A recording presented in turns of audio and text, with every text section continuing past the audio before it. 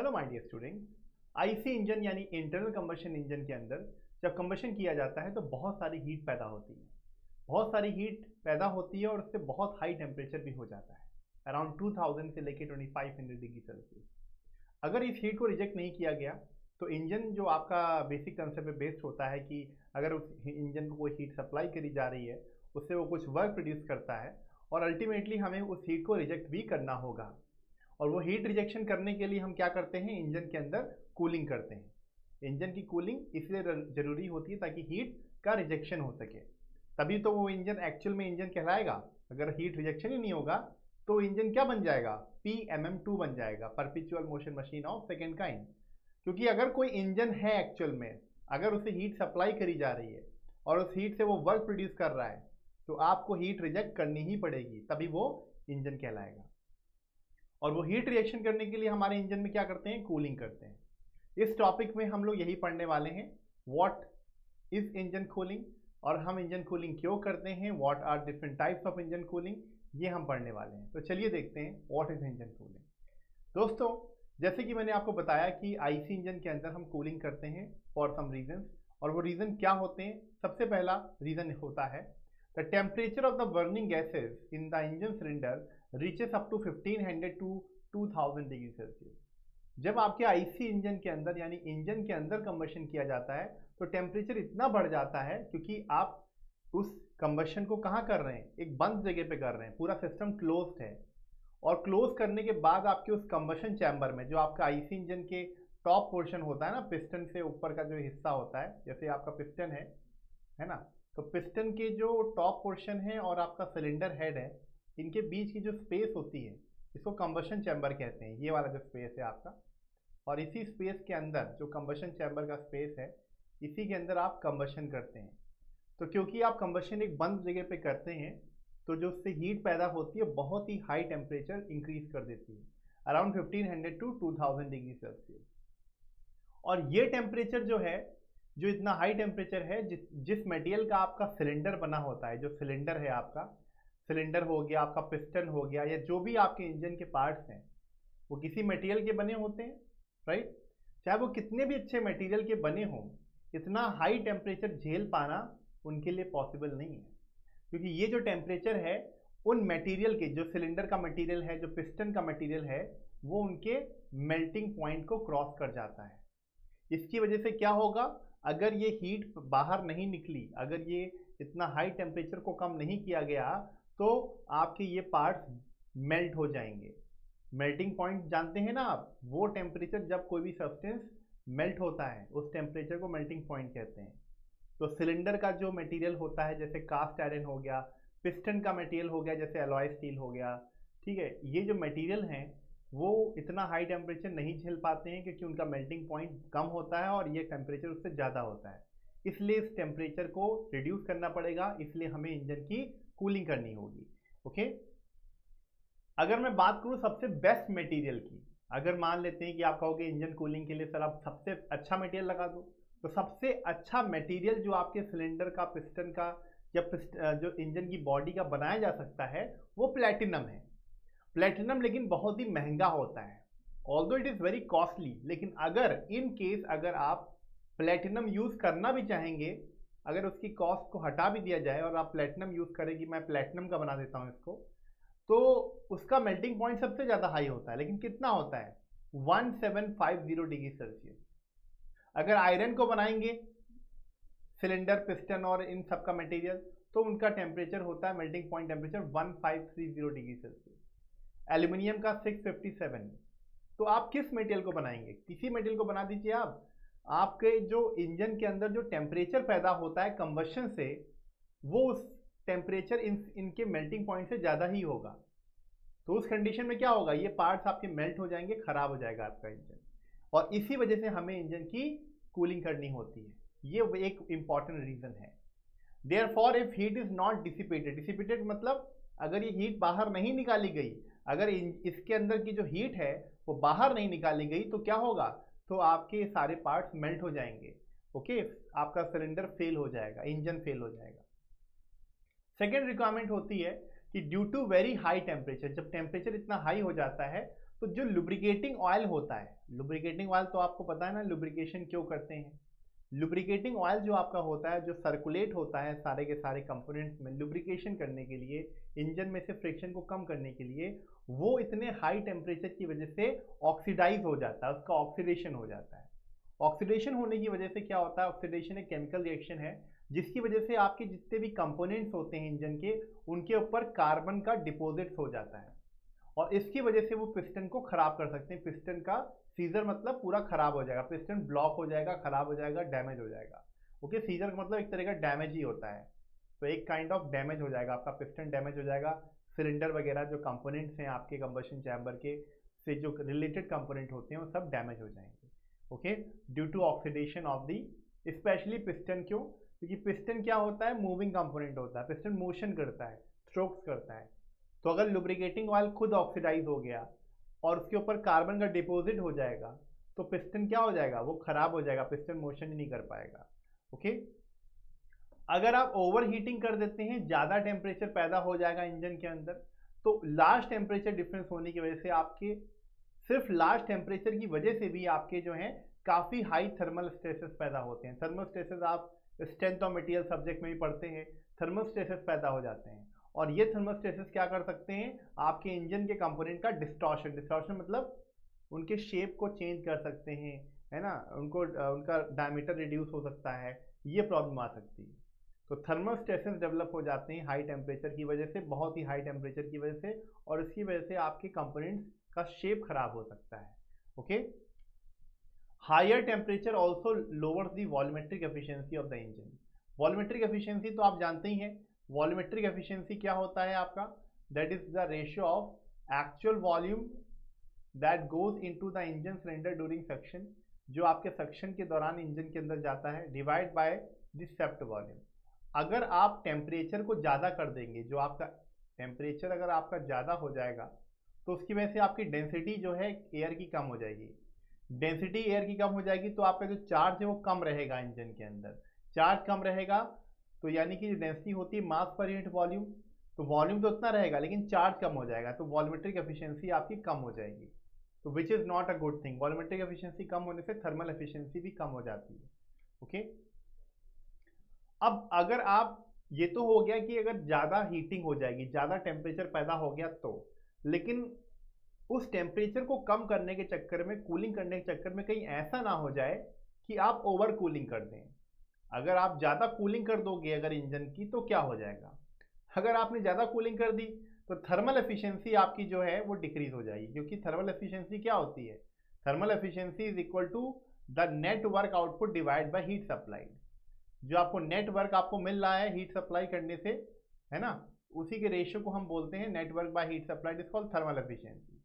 तो अगर आप ज़्यादा कूलिंग कर देंगे, इन केस आप कूलिंग करने चक्कर में चले थे लेकिन ओवर कूलिंग कर दी, बहुत ठंडा कर दिया आपने इंजन को, तो इंजन के अंदर की जो हीट है वो बहुत कम हो जाएगी। अगर हीट सप्लाई कम हो गई तो क्या होगा, आपकी एफिशिएंसी, हीट सप्लाई, अगर क्योंकि हीट सप्लाई से आपको वर्क मिलता है, वर्क से efficiency, work by heat supply से, तो आपको वर्क नहीं मिलेगा। अगर हीट सप्लाई कम हो गया तो वर्क कम हो जाएगा, वर्क कम हो गया तो एफिशिएंसी कम हो जाएगी। ठीक है, तो एफिशिएंसी आपकी कम हो जाएगी। एक और चीज़ है कि ओवर कूलिंग करने से आपका जो फ्यूल है वो वेपर के फॉर्म में चेंज नहीं हो पाएगा अच्छे से। वेपराइज मतलब फ्यूल का वेपर में चेंज होना, मतलब फ्यूल जब हीट किया जाता है, जो हीट होती है और इंजन के अंदर की हीट से फ्यूल वेपर में चेंज होता है, उसके वेपर बनते हैं, और अगर उसका वेपराइजेशन अच्छा नहीं होगा, उसका कंबशन अच्छा नहीं होगा, तो उसकी कंबशन की एफिशिएंसी कम हो जाएगी, राइट, वो अच्छे से कंबशन नहीं कर पाएगा। लोअर टेम्परेचर होने से और एक नुकसान होता है क्या, कि आपका जो लुब्रिकेटिंग ऑयल होता है, आपके लुब्रिकेटिंग ऑयल को फ्लो करने के लिए एक इंपॉर्टेंट प्रॉपर्टी होती है विस्कोसिटी। अगर टेम्परेचर लो हो जाएगा ना तो विस्कोसिटी आपकी जो है लुब्रिकेटिंग ऑयल की बढ़ जाएगी। अगर किसी भी चीज़ की विस्कोसिटी बढ़ती है तो उसका फ्लो जो होता है वो बहुत मुश्किल से होता है, it becomes very difficult for it to flow. तो अगर उसकी विस्कोसिटी बढ़ जाएगी लो टेम्परेचर की वजह से, तो आपका लुब्रिकेटिंग ऑयल अच्छे से फ्लो नहीं कर पाएगा। अगर वो अच्छे से फ्लो नहीं कर पाएगा तो उन कंपोनेंट्स के अंदर जिसमें फ्रिक्शन पैदा होता है उसके बीच में लुब्रिकेटिंग ऑयल जिसमें जाना चाहिए वो पहुंच नहीं पाएगा, जिसकी वजह से आपके इंजन के अंदर फ्रिक्शन बढ़ जाएगा। ओके, तो ये हो आपके बेसिकली ओवर कूलिंग के बारे में मैंने बता दिया, और आपकी ओवर हीटिंग, अगर हीट को नहीं निकाला गया या कूलिंग क्यों रिक्वायरमेंट होती है ये भी मैंने आपको बता दिया। ठीक है, तो ना हमको ज़्यादा ओवर कूलिंग करनी है, ठीक है, और कूलिंग करनी भी है। तो इसी के लिए हमें समझना पड़ेगा कि what are the different types of engine cooling system, कौन कौन से इंजन कूलिंग सिस्टम हम यूज़ करते हैं। तो देखिए, कूलिंग सिस्टम बेसिकली दो प्रकार से क्लासीफाई किए जाते हैं। एक होता है हमारा एयर कूल्ड इंजन, कुछ इंजन हमारे एयर कूल्ड होते हैं और कुछ हमारे होते हैं वाटर कूल्ड इंजन। तो एयर कूल्ड इंजन और वाटर कूल्ड इंजन का सिंपल सा कंसेप्ट ये है कि हमारा, अगर मान लेते हैं, लेट सपोज दैट कि ये हमारा इंजन है पूरा का पूरा, ठीक है, मैं इतना ही बना रहा हूँ, आपके पिस्टन सिलेंडर इंजन ऐसा बना रहा हूँ। अगर ये मेरा इंजन है, लेट से सिलेंडर है, पिस्टन है, वॉल्व है, ये सब, तो इस इंजन की कूलिंग का मतलब है कि जो इंजन के अंदर की हीट है, यहाँ पे जो हीट पैदा हो रही है उसका रिजेक्शन करा जाएगा, हीट का रिजेक्शन होगा। अब ये हीट रिजेक्शन किसको किया जाएगा, इसकी हीट को रिजेक्ट, मतलब कि जो इंजन की जो हीट है वो कोई ना कोई लेगा अपने अंदर, ताकि इंजन ठंडा हो सके। तो हीट रिजेक्शन दो चीज़ों किया जाता है, या तो आपका जो मीडियम है हीट रिजेक्शन का वो तो एयर हो सकता है, या तो हम वाटर का इस्तेमाल करते हैं। एयर या वाटर, दो आपके जो मीडियम है जिनको हीट को एब्जॉर्ब करने की क्षमता होती है। आपको पता है कि अगर आप कोई भी गर्म चीज़ को हवा में रख देंगे तो कुछ समय बाद ही सही वो ठंडा हो ही जाता है, चाहे कितना भी गर्म क्यों ना हो। पानी में रख दोगे तो और जल्दी हो जाएगा, राइट। तो एयर और water they are considered to be very good medium of carrying the heat, वो हीट को ले लेते हैं अपने अंदर, राइट। तो दो प्रकार से कूलिंग हम कर सकते हैं इंजन की भी। तो आप समझ रहे हैं ना इंजन की कूलिंग का मतलब क्या है। इंजन की कूलिंग का मतलब है कि जो इंजन के अंदर जो हीट पैदा हो रही है उस हीट को कौन अपने अंदर समा लेता है, कौन इसको एब्जॉर्ब कर लेता है, राइट। तो कौन कर सकता है, एयर कर सकता है, वाटर कर सकता है। इसी प्रकार से आपके एयर कूल्ड इंजन और वाटर कूल्ड इंजन होते हैं। तो एयर कूल्ड सिस्टम क्या होते हैं, ये सिस्टम आपके यूज करे जाते हैं छोटे इंजन में, क्योंकि आपको अगर मैं कंपेयर करूं, अगर मुझे किसी भी चीज़ को ठंडा करना है, दो रास्ते हैं, या तो उसको पानी में डाल के रख दूं और या तो उसको हवा में रखूं।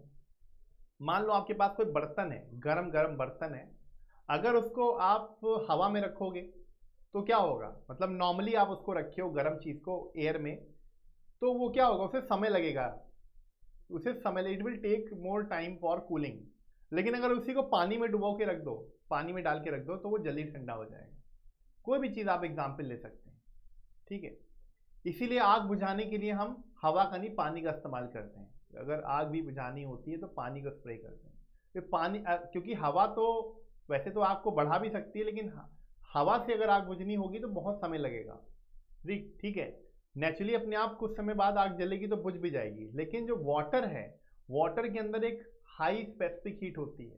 स्पेसिफिक हीट जो है, वाटर की हीट को कैरी करने की हीट कैपेसिटी जो है वाटर की वो ज़्यादा होती है, हीट को अब्जॉर्ब करने की क्षमता पानी के अंदर ज़्यादा होती है। तो एयर कूल्ड सिस्टम इसीलिए छोटे इंजन में यूज़ करे जाते हैं, जैसे कि जिनकी पावर 15 से 20 किलोवाट पावर रिक्वायरमेंट होती है, मतलब जो इतनी ही पावर के लिए बने होते हैं। जैसे कि आपके स्कूटर के हो गए इंजन, आपके मोटरसाइकिल कुछ आपके एयर कूल्ड इंजन होते हैं। आजकल मोटरसाइकिल भी इतनी हैवी हैवी होगा आ गई हैं आपकी, कि एयर के साथ साथ वाटर कूलिंग सिस्टम भी इस्तेमाल किया जाता है। But although most of the motorcycle are air cooling engine, air cooled engine होता है उसके अंदर। स्कूटर में होता है, स्कूटीज में होता है, मोपेड्स में होता है, इवन आपकी जो एरोप्लेन्स होते हैं, एक्चुअल में एयर कूलिंग सिस्टम डिज़ाइन किया गया था, एयरप्लेन के लिए किया गया था। जो आपके एरोप्लेन होते हैं, एयरप्लेन होते हैं, उनके लिए डिज़ाइन किया गया था। लेकिन जो आपकी छोटी गाड़ियाँ ये सब हैं, स्कूटर मोटरसाइकिल हो गया, इसमें भी हम एयर कूल्ड सिस्टम का इस्तेमाल करते हैं, क्योंकि जहाँ पे पावर रिक्वायरमेंट कम होगी वहाँ पे हीट भी ऑफ कोर्स कम पैदा होगी कंबशन करके, क्योंकि आपको पावर कम चाहिए। अगर हीट पैदा कम होगी तो हीट का रिजेक्शन भी कम करना होगा, हीट का रिजेक्शन कम करना होगा, तो हम वहाँ पे एयर कूल्ड सिस्टम यूज़ कर सकते हैं। जहाँ हीट ज़्यादा रिजेक्ट करनी होती है वहाँ पे हम वाटर कूल्ड इंजन इस्तेमाल करते हैं। इन this system fins or extended surface are provided on the cylinder walls और सिलेंडर हेड। ये क्योंकि आपके एयर कूलिंग, अब सवाल ये है कि मान लो कि आपका ये इंजन है। अब हीट ट्रांसफर सब्जेक्ट में आपने पढ़ा था कि अगर मान लो ये इंजन है पूरी की पूरी, या इंजन की बॉडी है, तो अगर ये इंजन की बॉडी है, अब इस बॉडी से आपके इसके चारों तरफ मान लो हवा है, एयर है, इस तरफ यहाँ भी एयर है आपका, इधर एयर है, हर तरफ एयर है।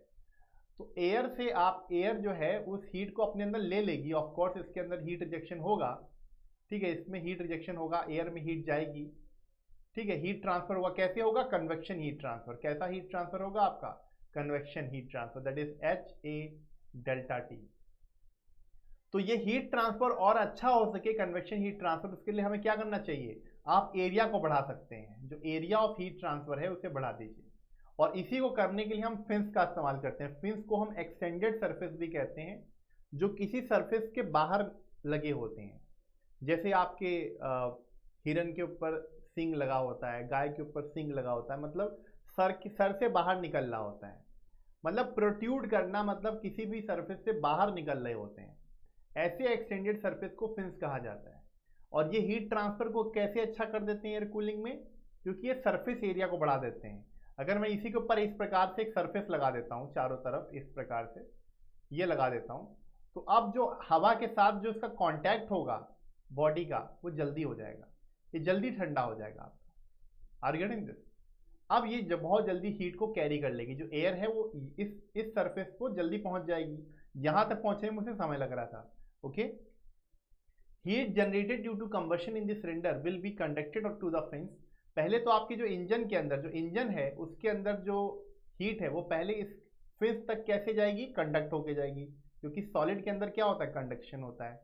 और इस जब फिन्स के अंदर वो कंडक्ट होके पहुंच जाएगी, तो जैसे आपने, अब जैसे कंडक्शन का अगर सही एग्जांपल बताना है, मान लो कि आपके पास चाय बना रहे, उसका जो हैंडल है वो गर्म हो जाता है, या फिर अगर आपने खाना बना रहे तो उसमें अंदर कोई चम्मच आपका रह गया या चमचा रह गया जैसे चला रहे थे, अगर वो गलती से उसी पैन के अंदर रह जाता है, और अगर उसके ऊपर कुछ भी वो प्लास्टिक वगैरह नहीं लगाते हैं, स्टील का है, अगर आप उसे टच करते हैं तो जल्दी उसका वो गर्म हो जाता है, आपका हाथ जल जाता है, राइट। तो इसका मतलब कि ये जो इंजन की जो हीट है वो फिन्स अपने अंदर कैसे अब्जॉर्ब करती है, कंडक्शन से। अब ये गर्म हो गई फिन्स, तो इंजन की हीट इसमें पहुंच गई, और एयर जो होगी वो इस फिन्स से बहुत इजीली हीट को ले सकती है कन्वेक्शन हीट ट्रांसफर से। ओके, तो एयर कूल्ड सिस्टम कुछ इस प्रकार से दिखते हैं। अगर आप देखेंगे, ये हमारा फिन्स है, ये हमारा इंजन है पूरा का पूरा, है ना। आप देखेंगे यहाँ पर जो आपके फिन्स, जितने लंबे फिन्स होंगे उतना अच्छा हीट ट्रांसफर होगा। लेकिन अगर आप फिन्स को देखेंगे ठीक प्रकार से, आपके इंजन का जो टॉप होता है, जो टॉप वाला हिस्सा है, वहाँ पे बड़े फिन्स लगे होते हैं, लॉन्गर फिन्स लगे होते हैं। देखोगे आप ये वाला हिस्सा में लॉन्ग फिन्स लगी होती हैं, और छोटे हिस्से में, छोटे वाले नीचे वाले हिस्से में छोटी फिन्स होती हैं। ऐसा क्यों? क्योंकि ज़्यादा हीट कहाँ पैदा होती है, ज़्यादा हीट आपके इंजन के टॉप पोर्शन में होती है। टॉप पोर्शन जो आपका इंजन का होता है, टॉप पोर्शन, वहाँ पे ज़्यादा हीट पैदा होती है। तो जहाँ पे हीट ज़्यादा पैदा होगी, ऑफ कोर्स वहाँ पे ज़्यादा कूलिंग की रिक्वायरमेंट होगी। इसी वजह से आपके इंजन का जो ऊपर वाला हिस्सा देखेंगे, जो पूरा इंजन का जो ये सिलेंडर वाला हिस्सा है, कंबशन चैम्बर के पास का हिस्सा, वहाँ पे फिन्स लंबी लगाई जाती हैं, बड़ी लगाई जाती हैं। नीचे आते आते वो फिन्स छोटी हो जाती हैं, क्योंकि नीचे हीट इतनी नहीं होती, इतनी हीट ऊपर होती है। ये आपसे क्वेश्चन पूछा जा सकता है आपके एग्जाम में, कि आपके टॉप पोर्शन में फिन्स लंबी क्यों लगाई जाती है, ताकि हीट ट्रांसफर जल्दी हो सके। The amount of heat dissipated, dissipated मतलब कि आपके हीट जो लॉस हो रहा है आपके एयर के अंदर, हीट कूलिंग हो रही है जो, वो किस पे डिपेंड करती है, अमाउंट ऑफ एयर फ्लोइंग, कितनी हवा फ्लो कर रही है, कितनी हवा चल रही है, इस पे डिपेंड करती है। फिन के सरफेस एरिया पे डिपेंड करती है, जो फिन्स है उसका एरिया पे डिपेंड करती है। और thermal conductivity of metal use for fins, जो आपका फिन्स को बनाने के लिए जो आपका मटेरियल है उसकी थर्मल कंडक्टिविटी, यानी हीट को कंडक्ट करने की जो क्षमता है उस पर भी डिपेंड करेगी। क्योंकि फिन्स के अंदर अगर थर्मल कंडक्टिविटी अच्छी नहीं होगी, तो इंजन के अंदर की जो हीट है वो फिन्स तक नहीं पहुंचेगी जल्दी। जब इंजन की हीट यहाँ तक पहुंचेगी नहीं, तो एयर क्या हीट ले, उससे हीट कैसे ले पाएगी, क्योंकि एयर किससे हीट लेती है, फिन्स से हीट लेती है। ठीक है, तो इसलिए आपके फिन्स की मटेरियल की थर्मल कंडक्टिविटी अच्छी होनी चाहिए, ताकि इंजन से हीट जल्दी इसके पास कंडक्ट हो जाए, और फिर फाइनली फिन से एयर के अंदर हीट कन्वेक्शन हो सके। ओके, ये आपको ध्यान रखना है। ऑलराइट, एक और चीज़ आपने नोटिस करी होगी कि जो एयर कूल्ड इंजन होते हैं उसमें इंजन हमेशा आगे लगा होता है, मतलब उसमें डेफिनेटली आगे ही लगा होता है, जहाँ पे ड्राइवर बैठा होता है उसके बिल्कुल आगे लगा होता है। क्यों? क्योंकि जब आप गाड़ी चलाते हैं तो आपकी हवा का सर्कुलेशन आगे से काफ़ी अच्छा होता है, इस वजह से, ताकि जल्दी कूलिंग हो सके, इसलिए इंजन को आगे लगाया जाता है, पीछे नहीं लगाया जाता। ओके, आप देख सकते हैं जैसे मोटरसाइकिल है, आप देखोगे, आप यहाँ पे भी साफ साफ देख सकते हैं इसके टॉप पोर्शन में, इंजन के टॉप पोर्शन में देखो फिन्स आपकी बड़ी लगी हुई हैं, छोटे नीचे आते आते फिन्स आपके देखोगे छोटी हो गई। क्यों? क्योंकि यहाँ पे हीट ज़्यादा पैदा होती है ना, इसलिए यहाँ पे बड़ी फिन्स लगी हुई है। मोटरसाइकिल में, स्कूटर्स में, है ना, मोपेड्स में, एरोप्लेन्स में, इन सब में हम एयर कूल्ड सिस्टम का इस्तेमाल करते हैं। अगर मैं बात करूँ एयर कूल्ड सिस्टम के एडवांटेजेस क्या होते हैं, पहली एडवांटेज ये है कि एयर कूल्ड इंजन सिंपल से होते हैं, सिंपल सा डिज़ाइन है, कुछ नहीं, इंजन के ऊपर फिन्स को लगा देना है। दूसरा एडवांटेज क्या होता है, it is lighter in weight, इनका वेट जो होता है बहुत ही कम होता है। अगर मैं कंपेयर करूँ आपके एयर कूल्ड इंजन को वाटर कूल्ड इंजन से, तो एयर कूल्ड इंजन जो होते हैं वो लाइट होते हैं वेट में। क्यों? क्योंकि एयर कूल्ड इंजन के अंदर क्या है, इंजन के ऊपर बस फिन्स लगा दिया आपने, उसके ऊपर कुछ भी एडिशनल चीज़ें नहीं लगाई जाती। वाटर कूल्ड इंजन से लाइटर क्यों होते हैं air cooled engine?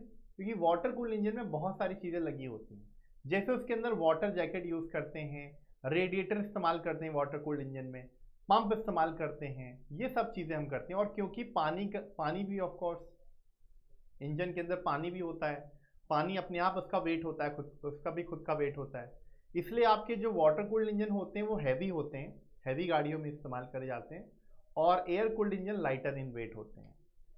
Cheaper to manufacture, मतलब ज़्यादा कॉस्ट भी नहीं होती ऑफ कोर्स मैन्युफैक्चर करने की एयर कूल्ड इंजन को। और एडवांटेज क्या होते हैं, इसके अंदर केयर और मेंटेनेंस भी कम करनी पड़ती है आपको एयर कूल्ड इंजन की। System of cooling is particularly advantage where there are extreme climatic condition. जो एयर कूल्ड इंजन है वो वहाँ पे ज़्यादा एडवांटेजेस हो जाता है, उसके काफ़ी अच्छा माना जाता है जहाँ पर टेम्परेचर बहुत ही ठंडा होता है, मतलब सर्दियों में टेम्परेचर या नॉर्मली भी टेम्परेचर जहाँ बहुत कम होता है, जैसे कि आर्कटिक एरियाज में जहाँ बर्फ़ पड़ती है बहुत ज़्यादा, एंटार्क्टिका, आर्कटिक ओशंस, जहाँ बहुत हैवी स्नोफॉल होता है या बहुत ही लो टेम्परेचर हो जाता है, अगर वहाँ पे आप वाटर कूल्ड इंजन इस्तेमाल करते हैं तो कर सकते हैं, लेकिन उसके लिए भी कैच होता है। क्या है अभी हम समझेंगे उसमें हम कैसे कर सकते हैं। लेकिन आप उस कंट्री में या फिर उस जगह पे जहाँ पे टेम्परेचर बहुत लो हो जाता है, तो वहाँ पे वाटर कूल्ड इंजन अगर वाटर यूज़ करोगे कूलिंग के लिए तो वाटर फ्रीज हो सकता है, जो कि एयर कूल्ड इंजन के साथ ऐसी प्रॉब्लम नहीं आएगी, क्योंकि एयर तो फ्रीज होती नहीं है। तो ये आपको एक एडवांटेज कह सकते हैं। दूसरा, और कहाँ पे इसका एडवांटेज हो सकता है, जहाँ पे डेजर्ट एरिया में पानी नहीं होता, right, there is scarcity of water, water की कमी होती है, तो वहाँ पर आप वाटर कूल्ड इंजन की बजाय एयर कूल्ड इंजन यूज़ करेंगे तो ज़्यादा एडवांटेज होगा, क्योंकि एयर तो ऑफकोर्स होगी, हर जगह ही होगी। ठीक है। No risk of damage from frost, मतलब जहाँ पर बहुत ही लो टेम्परेचर हो जाता है वहाँ वाटर कूल्ड इंजन के अंदर क्या होता है, बहुत ज़्यादा फ्रीजिंग होने की वजह से, पानी फ्रीज होने की वजह से फ्रॉस्टिंग हो जाती है। फ्रॉस्टिंग मतलब आपके पानी जो होता है वो आपके इंजन के कंपोनेंट्स में इतना जम जाता है, जो आपके इंजन के चारों तरफ पानी होता है वाटर कूल्ड इंजन में, वो फ्रीज हो जाता है, जिसकी वजह से फ्रॉस्टिंग हो जाती है। फ्रॉस्टिंग मतलब कैसे कि मान लो कि अगर जैसे आपने पढ़ा भी होगा फ्रॉस्ट बाइट हो जाता है या फ्रॉस्टिंग हो जाती है, तो ये प्रॉब्लम होती है, जिसकी वजह से क्रैकिंग हो जाता है, सिलेंडर के जैकेट में क्रैक आ जाता है, रेडिएटर की ट्यूब्स में क्रैक हो जाता है, खराब हो जाते हैं वो। ठीक है।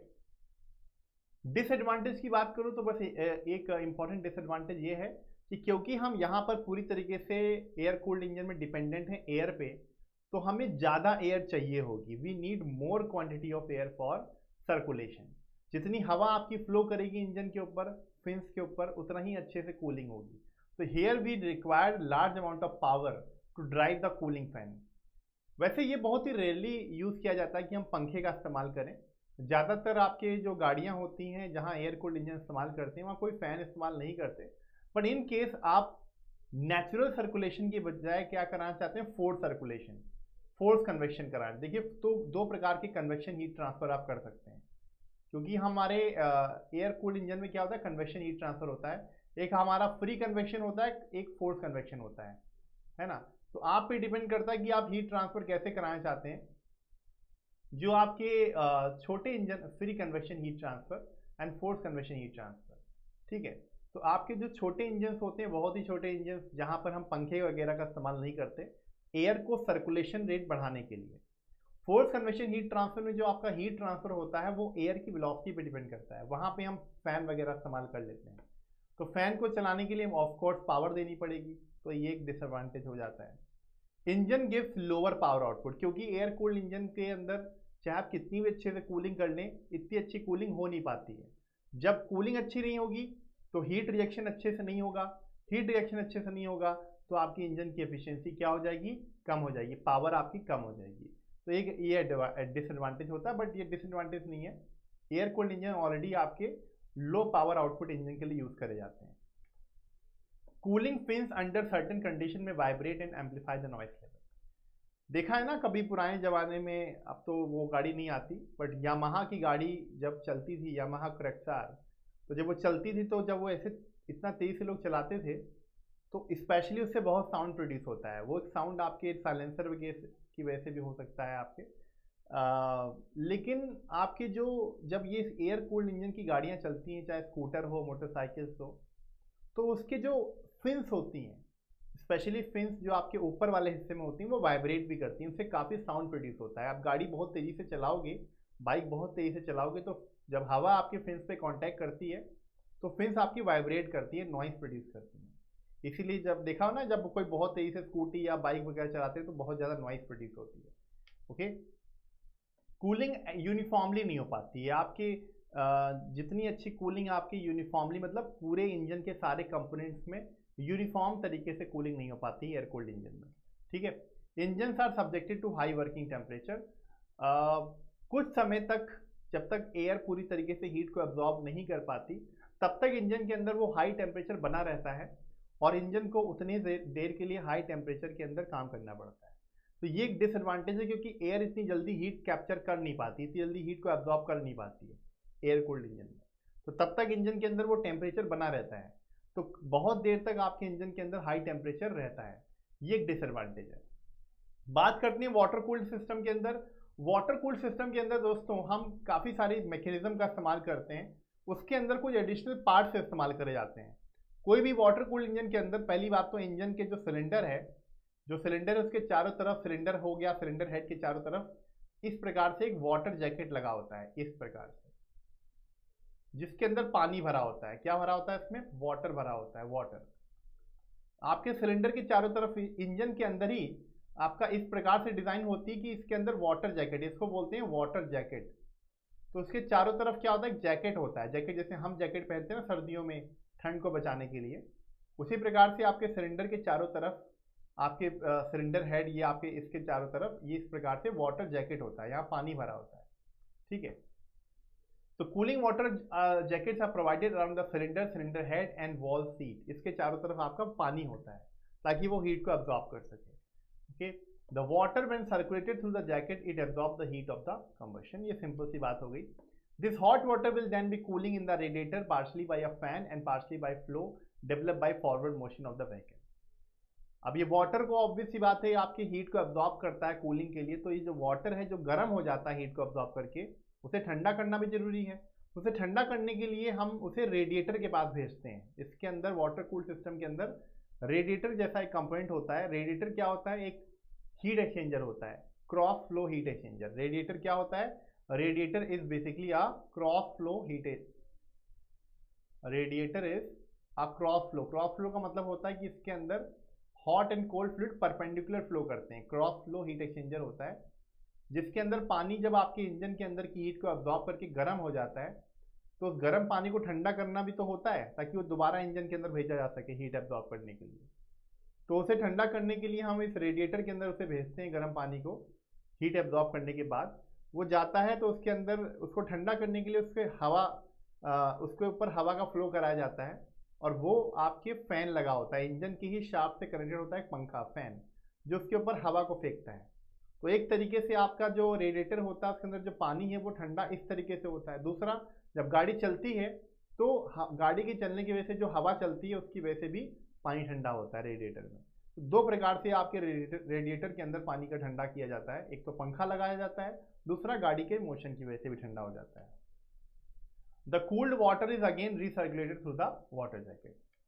ठीक है, तो वाटर कूल सिस्टम के अंदर आपका रेडिएटर होता है जो मैंने आपको बताया। इसके अंदर थर्मोस्टेट वॉल्व होता है जो आपके गीज़र के अंदर लगा होता है, जो आपके एसी के अंदर लगा होता है। जितने भी कंपोनेंट्स के अंदर, जैसे कि इलेक्ट्रिक केटल हो गया, गीज़र हो गया, एसी हो गया, आपके इंजन हो गया, इसके अंदर हमें ऑटोमेटिक एक टेम्परेचर पहुंचने के बाद एक टेम्परेचर पर्टिकुलर टेम्परेचर पहुंचने के बाद ऑटोमेटिक कट हो जाता है, राइट। आपने देखा भी होगा आपके फ्रिज, आपके उसके अंदर प्रेस के अंदर, आयरन के अंदर, इसको प्रेस कहते हैं आप, गीज़र के अंदर आपने देखा होगा, इलेक्ट्रिक केटल के अंदर देखा होगा, जैसे वो टेम्परेचर पहुंच जाता है जितना रिक्वायर्ड होता है वो अपने आप कट हो जाता है, राइट। इसे थर्मोस्टेट कहते हैं। थर्मोस्टेट बेसिकली एक टेम्परेचर पे सेट होता है और जैसे वो टेम्परेचर पहुंचता है ऑटोमेटिक कट कर देता है उसको, पावर सप्लाई को।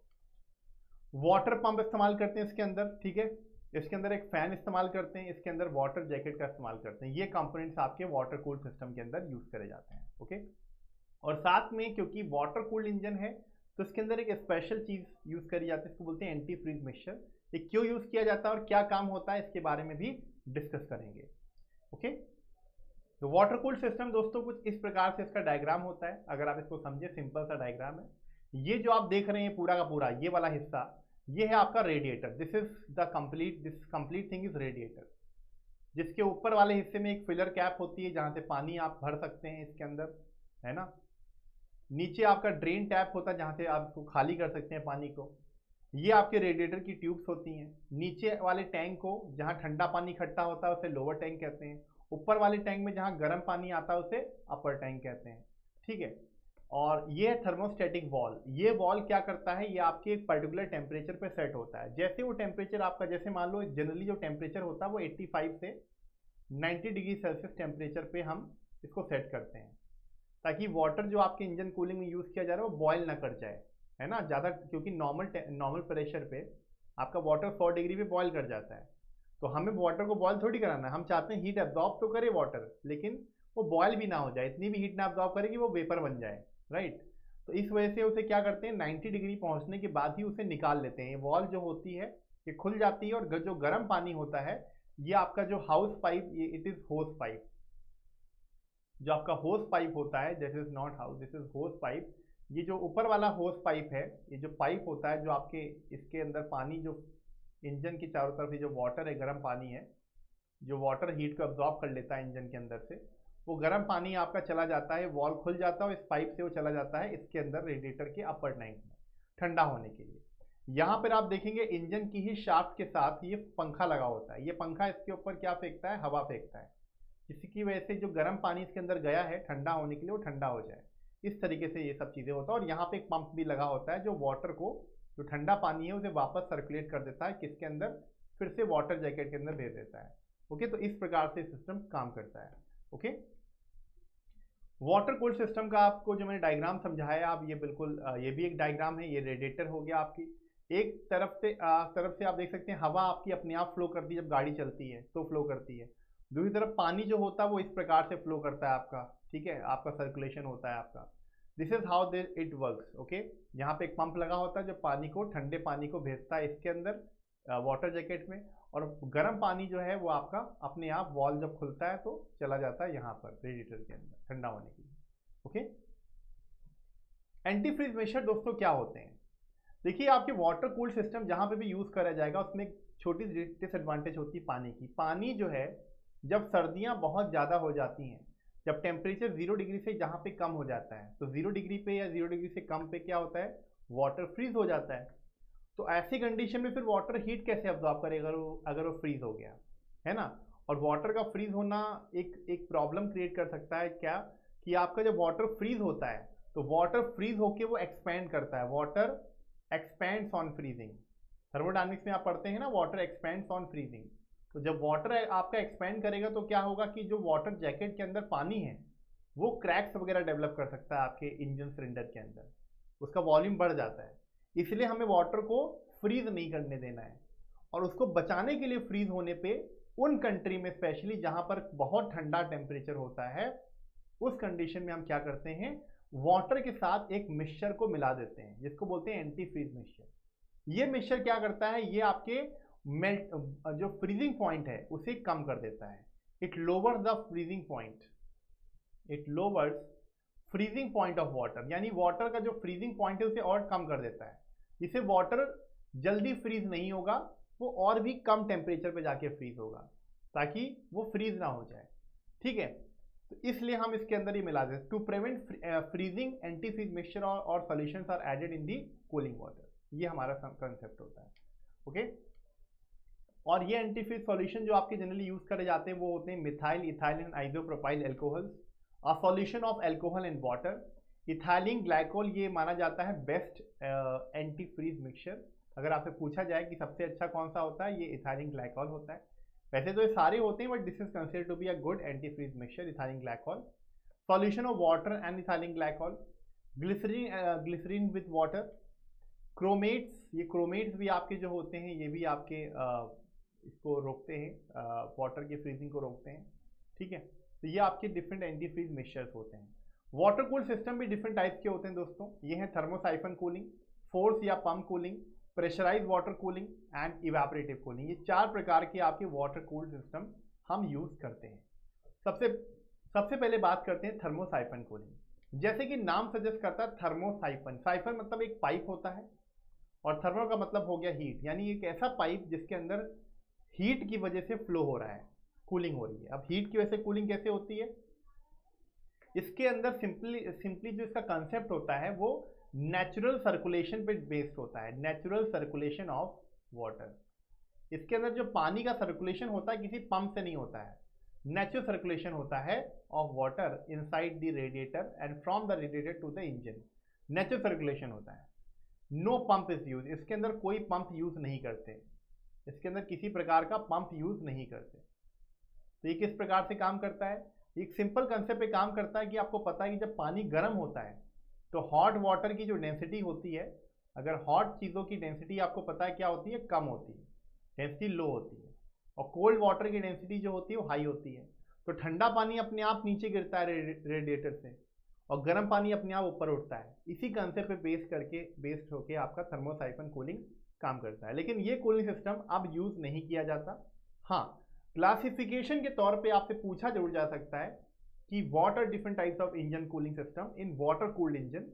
तो थर्मोसाइफन कूलिंग सिस्टम होता है बट अब ये इंजन के अंदर जो आजकल इंजन आ रहे हैं उसमें यूज नहीं किया जाता। ठीक है, in this system the radiator is placed at a higher level than the engine for easy flow of water towards the engine. Radiator को थोड़ा सा ऊपर वाले लेवल पर रखा जाता है ताकि पानी इजीली चढ़ सके रेडिएटर के अंदर, क्योंकि पानी अपने आप चढ़ता है, अपने आप इंजन में जाता है ठंडा होके। Heat is conducted to the water jacket from where it is taken away due to convection by circulating water. As the water jacket becomes hot, it rises to the top of the radiator. Okay? Thermosiphon cooling कुछ इस प्रकार से होता है। इसके radiator में ऊपर वाला जो टैंक है वो हाइड्रेट टैंक है, नीचे कलेक्टर टैंक है जहाँ ठंडा पानी कलेक्ट होता है। तो जो इंजन है उसका जो ये होस पाइप है, ये होस पाइप है ऊपर वाला और नीचे वाला होस पाइप है। ये नीचे वाला होस पाइप जो है ठंडे पानी को भेजता है इंजन के अंदर, ऊपर वाला गर्म पानी को भेजता है। ठीक है, तो इसके अंदर सिंपल, इसमें कोई थर्मोस्टेट वगैरह नहीं लगा होता, इसमें थर्मोस्टेट भी नहीं होता, no pump no thermostat. Engine के अंदर जैसे ही आपका पानी गर्म होता है हीट को एब्जॉर्ब करके, वो पानी गर्म होते ही उसकी डेंसिटी कम होने से वो चढ़ने लग जाता है, इसके अंदर पानी चढ़ने लग जाता है, पहुंच जाता है रेडिएटर के अंदर और नीचे गिर जाता है। फिर यहाँ पे पंखा जरूर लगाते हैं, फैन लगाते हैं। जो फैन क्या करता है, इसके ऊपर जब एयर फ्लो करती है तो वो फैन क्या करता है, वो एयर को वो जो एयर होती है इसके अंदर की हीट को ले लेता है, पानी ठंडा होकर नीचे कलेक्ट हो जाता है और अपने आप, क्योंकि इसका जो लेवल होता है इस तरीके से होता है कि पानी इसमें चढ़ जाता है अपने आप, और इस तरीके से जो सर्कुलेशन होता है कि गर्म पानी अपने आप ऊपर चढ़ता है और ठंडा पानी इधर आता है, नीचे गिरता है, तो इसको हम नेचुरल सर्कुलेशन कहते हैं। ठीक है, cold water from radiator take the place of the rising hot water and this way circulation of water is set up in this system. ठीक है, ये आपका सिस्टम कहलाता है थर्मोसाइफन कूलिंग। लेकिन इसके अंदर कुछ डिसएडवांटेज हैं जो बहुत ही जिसकी वजह से ये यूज नहीं किया जाता। पहला डिसएडवांटेज ये है कि rate of circulation is too slow. जो सर्कुलेशन होता है, ये आपका जो सर्कुलेशन हो रहा है वाटर का, ये सर्कुलेशन बहुत स्लो होता है। दूसरा डिसएडवांटेज क्या होता है, सर्कुलेशन कमेंस का मतलब होता है स्टार्ट। सर्कुलेशन स्टार्ट तब होता है, it start only when there is a marked difference in the temperature. ये टेम्परेचर डिफरेंस होने की वजह से, ठंडे पानी और गर्म पानी के बीच में टेम्परेचर डिफरेंस होने की वजह से गर्म पानी ऊपर जाता है, ठंडा पानी इधर से नीचे से ऊपर आता है वाटर जैकेट के अंदर। ओके, और ये टेम्परेचर डिफरेंस जब तक सेट नहीं होता है तब तक आपका ये जो सर्कुलेशन हो रहा है, नेचुरल सर्कुलेशन हो रहा है, गर्म पानी का ऊपर जाना, ठंडे पानी का इंजन के अंदर जाना, ये सर्कुलेशन तभी स्टार्ट होता है जब ये टेम्परेचर डिफरेंस अचीव होता है। और क्योंकि इसके अंदर कोई पंप तो इस्तेमाल करते नहीं है, इस वजह से ये थोड़ा सा सिस्टम डिफिकल्ट हो जाता है कूलिंग के लिए। Okay, circulation stops as the level of water falls below the top of the delivery pipe of radiator. जैसे ही आपका पानी कम हो जाता है, एक लेवल, जैसे एक लेवल जो होता है आपके रेडिएटर के अंदर जो टॉप लेवल है, अगर पानी उसका लेवल उससे कम हो गया तो आपका सर्कुलेशन नहीं हो पाता। इंजन के अंदर जो पानी का लेवल है, अगर वो टॉप लेवल से कम हो जाता है रेडिएटर के, तो सर्कुलेशन अपने आप रुक जाता है। ठीक है। For this reason this system has become obsolete. Obsolete मतलब अब इसको इस्तेमाल नहीं किया जाता। ठीक है, अब ये बेसिकली ऐसा सिस्टम हो गया जिसको यूज़ नहीं किया जाता आजकल, हम यूज़ नहीं करते कूलिंग में। ठीक है। फोर्स या पंप कूलिंग सिस्टम बिल्कुल बस इसमें एक चीज़ होती है कि इसके अंदर हम क्या यूज़ करते हैं, इसके अंदर पंप का इस्तेमाल करते हैं। जो वहाँ पे हम सर्कुलेशन कर रहे थे थर्मोसाइफन में, वो अपने आप हो रहा था विदाउट यूजिंग एनी पंप। यहाँ पर हम पंप का इस्तेमाल कर लेते हैं। This system is use in large number of vehicles like car, buses, trucks and other heavy vehicles. इसमें हम फोर्स या पंप कूलिंग का इस्तेमाल करते हैं हैवी गाड़ियों में, कार में, बस में, ट्रक्स में। ठीक है। The water or the coolant is circulated through the jacket around the parts of the engine to be cooled and is kept in motion by a centrifugal pump। इसमें एक सेंट्रीफ्यूगल पंप का इस्तेमाल करते हैं जो इंजन की ही power से चलता है। इंजन की जो अंदर जो पावर प्रोड्यूस हो रही है उसी की पावर से हम इस पंप को पावर देते हैं, क्योंकि पंप खुद से तो चलता नहीं है, पंप को हमें क्या देना होता है, पावर इनपुट। तो ये जो सेंट्रीफ्यूगल पंप आप यूज़ कर रहे हैं पानी के सर्कुलेशन को मेंटेन करने के लिए, ये इंजन के अंदर जो पावर प्रोड्यूस होती है इंजन की क्रैंक शाफ्ट पे, उसी क्रैंक शाफ्ट के साथ एक बेल्ट लगा देते हैं और वो बेल्ट आपके इस पंप को चलाती है, जिससे कि पंप सर्कुलेशन मेंटेन करता है। ओके। फोर्स या पंप कूलिंग के भी अंदर एक लिमिटेशन है कि कूलिंग जो होती है वो इनडिपेंडेंट ऑफ टेम्परेचर हो जाती है। मतलब कि वो कभी भी आपका कूलिंग कर सकता है, एनी टाइम आपका कूलिंग, जब रिक्वायर्ड नहीं है तभी भी कूलिंग आपका कर जाता है। It is not temperature dependent, ये एक लिमिटेशन है इसकी। ओके। इंजन इसका मतलब ये हुआ कि कभी कभी वो कूलिंग इतना ज़्यादा कर सकता है, क्योंकि इसके अंदर अभी भी हमने क्या नहीं लगाया, इसके अंदर अभी हमने थर्मोस्टेट नहीं लगाया। फोर्स या पंप कूलिंग के अंदर थर्मोस्टेट नहीं लगाया गया है, वो हम यूज़ करते हैं अगले वाले जो क्लासिफिकेशन है, जो हम एक्चुअल में यूज़ करते हैं कई गाड़ियों में। फोर्स या पंप कूलिंग के अंदर सिर्फ इतना करा, हमने पंप लगा दिया लेकिन थर्मोस्टेट नहीं लगाया। इसी वजह से आपका जो कूलिंग है वो इंडिपेंडेंट हो गया। वो कभी कभी इतनी ज़्यादा कूलिंग कर सकता है कि इंजन को ओवर कूल कर सकता है, और इतना कर सकता है स्पेशली 75 से 90 डिग्री सेल्सियस टेम्परेचर तक जब आपका रेंज रहता है आपके इंजन के अंदर, तो वो ओवर कूलिंग कर सकता है। इसको हम कैसे ओवरकम कर सकते हैं, थर्मोस्टेट का इस्तेमाल करके। मैंने क्या कहा, थर्मोस्टेट का यूज़ कर सकते हैं, लेकिन इस सिस्टम के अंदर यूज़ नहीं किया गया, वो अगले सिस्टम के अंदर यूज़ करेंगे, इसको हम बोलते हैं प्रेशराइज वाटर कूलिंग सिस्टम। और ये है आपका अगला क्लासिफिकेशन। तो आपने इसके अंदर क्या किया, जो फोर्स्ड कूलिंग सिस्टम था उसको बस थोड़ा सा मॉडिफाई किया। इसके अंदर हम पहली बात तो एक कंसेप्ट होता है जो है प्रेशराइज वाटर। मतलब समझते हैं ना कि अगर वाटर के प्रेशर को बढ़ा देंगे, अगर वाटर का प्रेशर बढ़ेगा, प्रेशर बढ़ता है तो क्या होगा, बॉइलिंग पॉइंट बढ़ जाता है। बॉइलिंग पॉइंट बढ़ जाता है यानी कि वो देर में बॉयल करेगा, इतनी जल्दी बॉयल नहीं करेगा, तो ज़्यादा हीट को कैप्चर कर सकता है। एक तो ये कंसेप्ट होता है इसका। दूसरा, इसके अंदर हम थर्मोस्टेट का इस्तेमाल करते हैं जो वहाँ पे नहीं करते फोर्स या पंप कूलिंग है। In the case of the ordinary water cooling system where the cooling water is subjected to simple atmospheric pressure. Atmospheric pressure पे पानी कब बॉयल करता है, 212 डिग्री फ़ारेनहाइट या 100 डिग्री सेल्सियस पे वाटर बॉयल कर जाता है। लेकिन but when water is heated in a closed radiator under very high pressure, जब वाटर जो है हाई प्रेशर पे हीट किया जाएगा, प्रेशर बढ़ा देंगे उसको और तब उसे हीट करेंगे, तो क्या होगा, तो बॉइलिंग पॉइंट आपका बढ़ जाता है। बॉइलिंग पॉइंट बढ़ने से क्या होगा कि वो ज़्यादा देर तक हीट को एब्जॉर्ब कर सकता है, ज़्यादा ठंडा कर सकता है। Okay. The higher water temperature gives more efficient engine performance and affords additional production under high altitude and tropical condition for longer hard driving period. तो उन जगहों पे जहाँ पर आपको बहुत देर तक गाड़ी चलानी होती है, बहुत ज़्यादा, जैसे आप लॉन्ग ड्राइव पे जा रहे हैं जहाँ टेम्परेचर, जब ज़्यादा देर आप गाड़ी चलाते हैं तो इंजन के अंदर बहुत हीट पैदा हो जाती है, तो उस जगह पे अगर वाटर कूल्ड सिस्टम आप यूज़ करते हैं तो इतना हाई टेम्परेचर होने की वजह से क्या हो जाता है, क्या एडवांटेज होता है कि आपका जो है वाटर बॉयल कर सकता है ना। तो हमें उस जगह पे हमें क्या करना होता है, वहाँ पर हम इस प्रेशराइज वाटर कूलिंग सिस्टम को यूज़ करते हैं। क्या एडवांटेज होता है, वहाँ पर हम पानी के प्रेशर को बढ़ा देते हैं। पानी के प्रेशर के बढ़ने की वजह से जब अगर इन केस आप ज़्यादा लंबी दूरी के लिए गाड़ी चला रहे हैं तो आपका जो प्रेशर बढ़ने की वजह से बॉइलिंग पॉइंट बढ़ जाता है, तो वाटर जल्दी बॉयल नहीं करेगा। जल्दी बॉयल नहीं करेगा तो ज़्यादा हीट एब्जॉर्ब करेगा, ज़्यादा हीट एब्जॉर्ब करेगा तो आपकी इंजन की परफॉर्मेंस अच्छी रहेगी क्योंकि कभी कभी आपने देखा होगा ना कि कुछ लोग लंबी गाड़ी ड्राइव करते हैं या फिर पहाड़ों पर ड्राइव करते हैं, उनकी गाड़ी खराब हो जाती है। क्यों? क्योंकि जो कूलेंट होता है वो खत्म हो जाता है, वाटर कूलेंट खत्म हो जाता है, फिर वो उसके अंदर पानी भरते हैं, आपने देखा होगा, राइट? या फिर धुआं निकल लग जाता है आपके इंजन के अंदर से।